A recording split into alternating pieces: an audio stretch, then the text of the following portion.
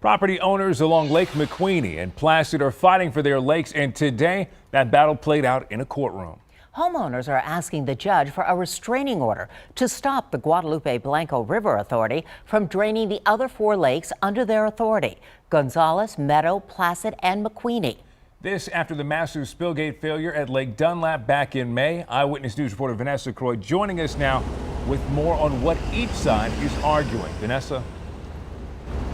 Well, Deb and Aaron, first of all, it's important to note that only the plaintiffs' attorneys have mainly presented their case today. That's the property owners. The GBRA hasn't been able to present anything other than an opening argument. But the plaintiffs' attorneys have called many witnesses today, from engineers to property owners themselves, in a last-minute push to ask the judge to enforce a restraining order that would force the GBRA to stop their plans to drain those lakes. That's supposed to start this coming Monday. Now, like I said before, we only heard opening statements from the GBRA attorneys today. They're arguing that their purpose in draining the lakes involves safety concerns. They say they're only following through with those plans to protect the public. This after the GBRA consulted outside engineering firms, claiming the experts said the aging hinges of the other dams could fail at any time and could cause catastrophic effects. But attorneys for the property owners say that's just not true.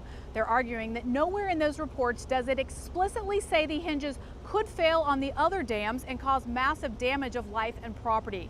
They claim the GBRA has misled the public by citing safety issues as the reason for dewatering those lakes. Attorneys are arguing that the GBRA just flat out isn't interested in keeping up with the hydroelectric lakes because they're not making any money.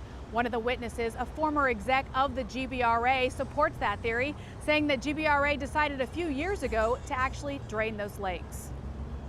Either you find a new source of revenue or you let them go. And by default, by not pursuing a new source of revenue that's not otherwise encumbered by obligations, GBRA deliberately chose this path to do away with the lakes.